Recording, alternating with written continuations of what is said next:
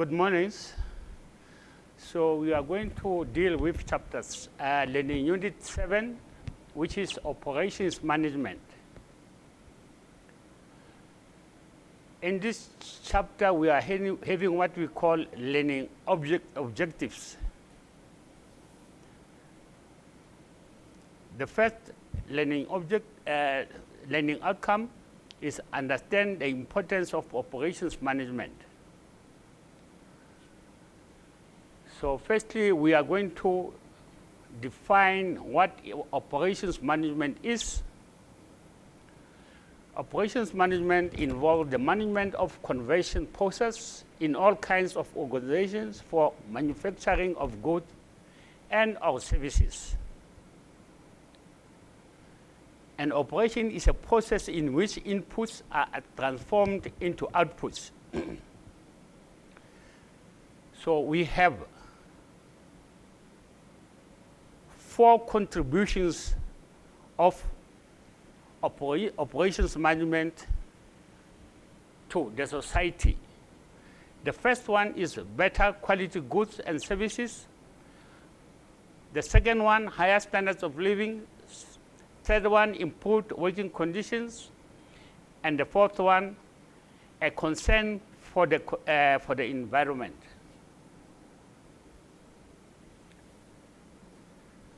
We can further say that operations management is a core function in all organizations and is also important in all parts of the business because all the activities aim to add value. Operations management is a make or break activity because in most businesses it works with the bulk of its assets and resources. It will continue to affect profitability. It will remain the way to achieve strategic performance objectives, and it will continue to satisfy a wide range of stakeholders.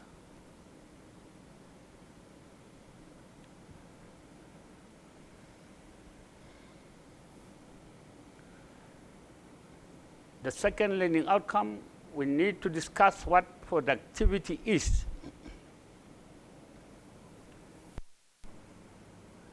Operations management involves making the process effective. Effective meaning doing the right thing to create the most value for the company. And efficient meaning doing something at the lowest possible cost. We can define productivity as a common measure of how well inputs are being used by a business or a country. It includes both efficiency and effectiveness. So under productivity, we have lead time, queue time, and setup time, processing time, and waiting time.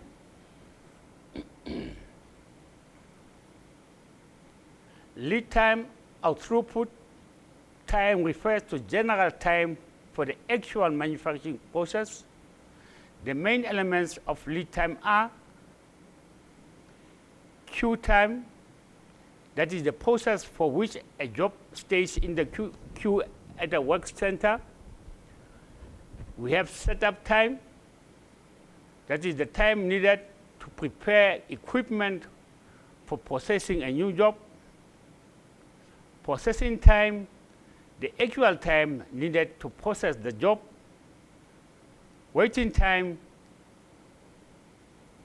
the M time between the processing of a job and its transportation to the next work center. Transportation time, that is the time needed to move the job from one work center to the next.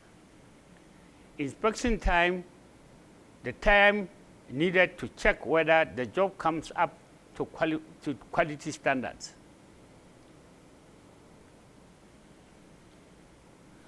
Operation management is concerned with process management, reducing all kinds of lead time elements to improve both effectiveness and efficiency. Process lead time can be reduced by re-engineering, performing activities in parallel, changing the order of activities, reducing interruption. Process management is a central role of all management. The process associated with the different functional areas are the following three process categories. Upper management process, which refers to governing, visioning, designing, strategizing, etc. The second one, operational processes, which refers to purchasing, production, and marketing. The third one, supporting processes, which refers to information technology, accounting, and human resources management. All processes need to be managed in terms of design, sustainability, and variation. Variation occurs in all business processes due to variability and variety. We have four types of variations, which are variety of goods and services being offered, structural variation in demand patterns, assignable variation due to mistakes, incorrect method, defective inputs, old equipment, etc. And the fourth one, random variation, is natural variability present to some extent in all processes. The third learning outcome, you must understand how an operation strategy refers to a business strategy. You must understand how an operation strategy relates to a business strategy.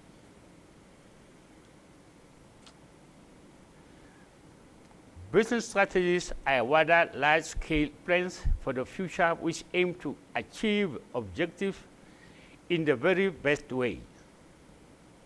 Significant decisions that have a big effect can also be called business strategies. And the following are core aspects of a business strategic decisions. Strategic decisions are future-oriented, must involve top-level management, and must also involve a lot of resources.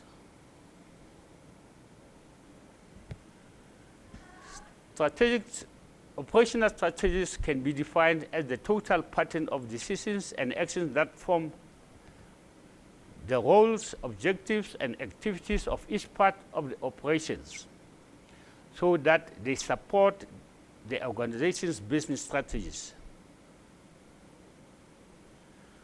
Operation strategies are designed, created, and implemented to make the business more competitive in the market. Operations management function has three important roles, namely driving business strategy, supporting business strategy, implementing business strategy.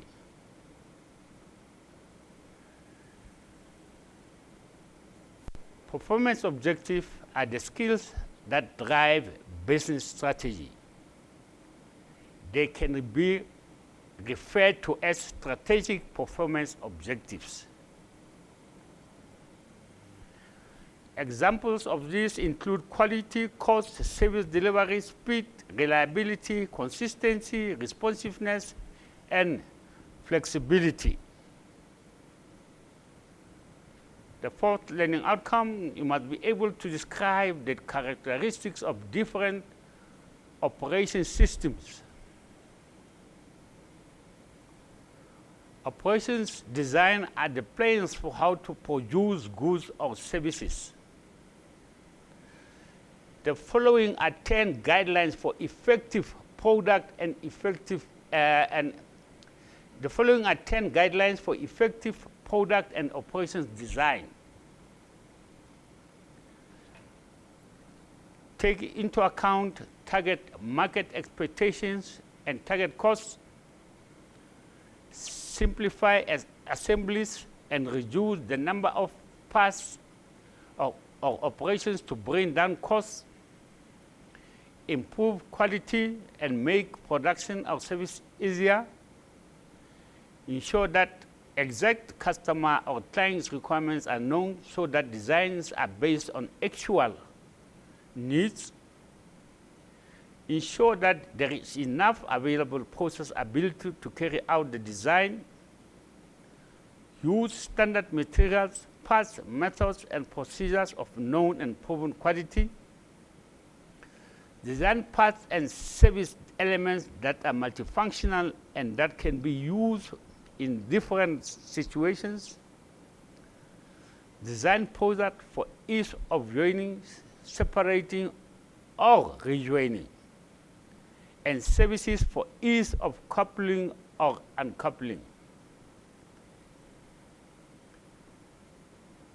Number 8, design for one-way assembly and one-way travel by avoiding backtracking and return visits. Number 9, avoid special complicated fasteners and connectors for products and all of and offline services or elements that break and spoil the service. And number 10, design for strength and avoid designs that require a great deal of care during manufacture or delivery, or that may lead to poor quality or unsafe performance.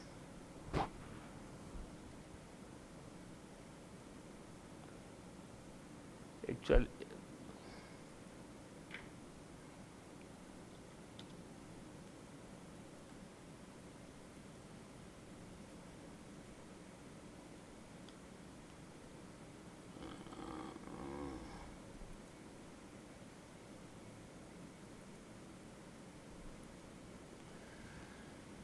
then in outcome number 5, you must be able to explain operations planning and control. Firstly, we are going to define what is capacity planning.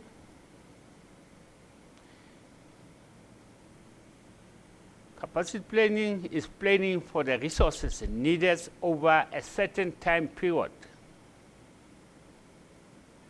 Fixed capacity planning is done for a long-term period, and variable capacity planning is done for a short-term or medium period. And the control function include cost control, quality control, and quality control. Planning and control require handling supply and demand in terms of volumes, timing, and quality. To reconcile volume and timing, our 4 overlapping activities are performed.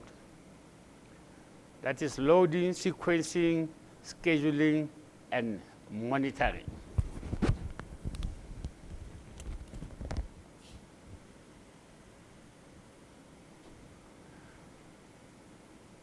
Loading involves allocating amounts of work to a particular work centers.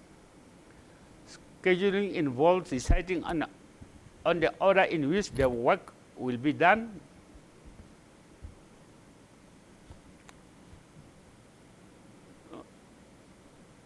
Number two, sequencing. Sequencing involves the decision on how the order in which the work will be done. Number 3, scheduling means deciding how many jobs are to be done and when they are to be completed. Monitoring is controlling activities to ensure that the planned actions are happening according to schedule.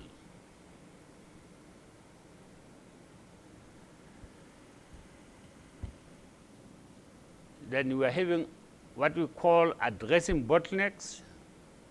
Theory of constraints is defined as a system approach to improving business system. The basic idea of TOC is that only a few elements prevent it from achieving its goal. Also referred as the drum buffer rope method, the basic idea of TOC is to focus on bottlenecks to increase throughput. In outcome number 6, think of ways to change capacity to suit change in demand.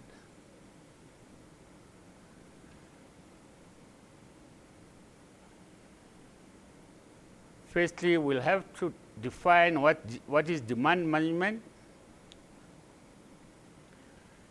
Demand management is used to determine aggregate demand, which is the demand for a group of products sharing the same capacity in the plant. Aggregate planning refers to the anticipation of aggregate demand and includes capacity planning. Forecasting is the science of anticipating, determining the demand for a product in the light of future events. Forecasting techniques are divided into 3 categories, which are quantitative techniques, qualitative techniques, and casual methods. In quantitative techniques, we use numbers and mathematical calculations. In qualitative techniques,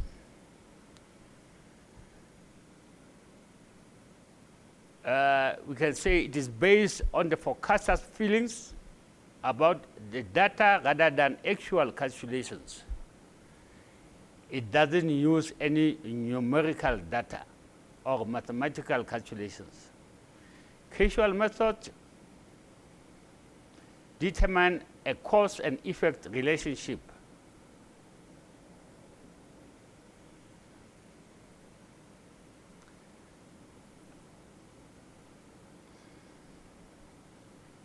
Field capacity planning. A business capacity is the greatest workload that a business can handle. The elements of fixed capacity planning are: number 1, identify a suitable place. Number 2, deciding the size of the population of the production unit. Number 3, designing the layout of the production unit. Number 4, the choice and design of equipment. Number 5, considering safety of the workers. Then we'll have to adapt capacity to a change in demand. How are you doing that? In a production unit, if a production unit is working at full capacity, a change in demand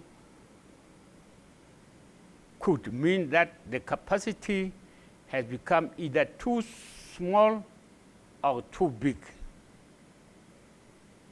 If the capacity to produce a product is smaller than the demand from the product, the production unit could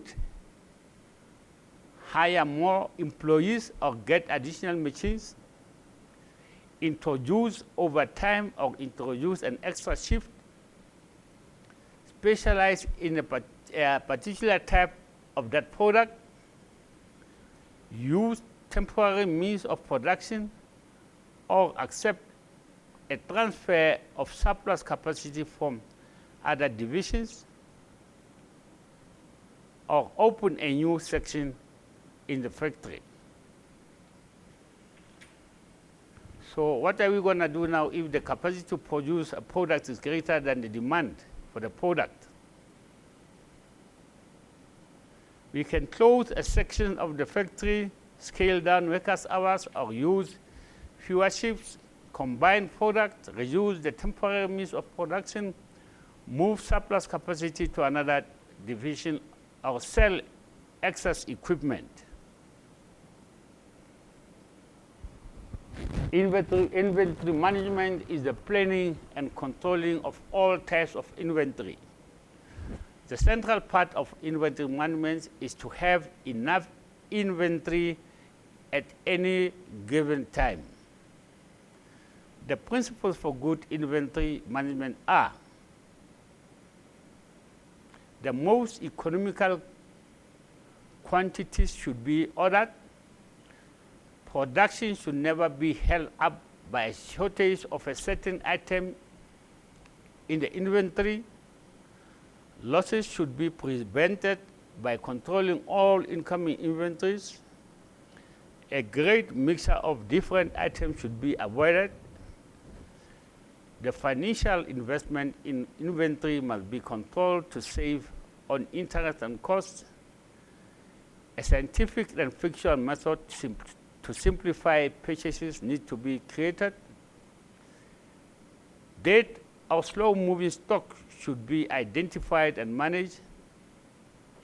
There should be a reduction in possible losses as a result of obsolescence and incorrect or excessive purchases. Inventory control must serve as a source of information for management decisions. A business capital should not be tied up in idle stock.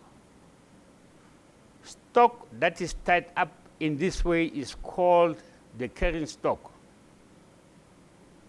The total inventory carrying cost usually includes the following elements: direct inventory carrying costs, which can be capital costs and holding costs. The second one, indirect inventory carrying cost elements, which are obsolescence, record keeping, stock taking costs. Then in outcome number 7, you must understand the essence of total quality management and operations management.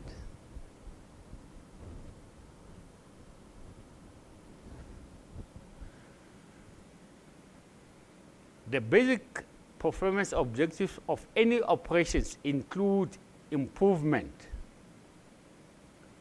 speediness, cost effectiveness, and flexibility are a few examples of such improvement. Agility can be regarded as the ultimate operational performance objective that will demand constant attention.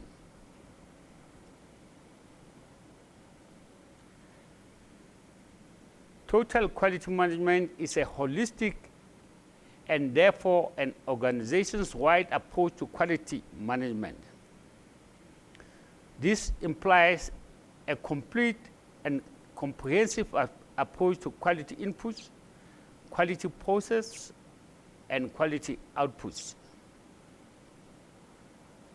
The TQM approach goes beyond checking for faults. It focuses on quality at the source, prevention of defects, and continuous improvement. A feature of this holistic approach is its wide application of tools, teams, and systems. Soft components such as culture, communication, and commitment are also naturally part of TQM. It uses international quality management system standards such as those based on ISO 9000 to support quality. And it creates and supports quality improvement and control techniques. Then in outcome number 8, you must be able to discuss the principles of operations, safety, quality, maintenance, and improvement. The basic performance objective of any operation include improvement. So operations manager can use the following improvements, strategies, and techniques. Statistical process control, which is one tool used by quality management.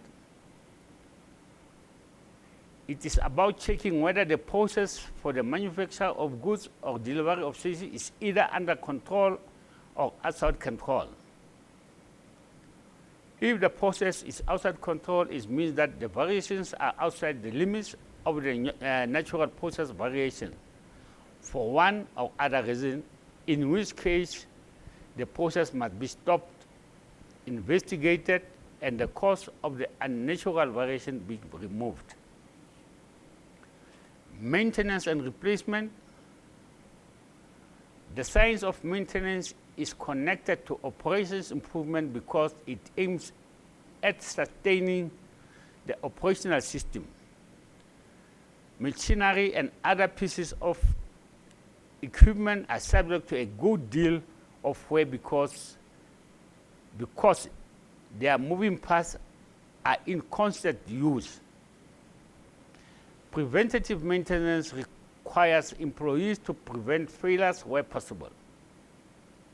It also involves training maintenance teams and predicting the possible times of equipment and failure through good record keeping. Then we have safety, health, and environmental management. Operations improvement also includes the environment around operational system. Running a safe working environment is part of the responsibility of operations management. Risk in the workplace must be managed by safety managers and safety engineers.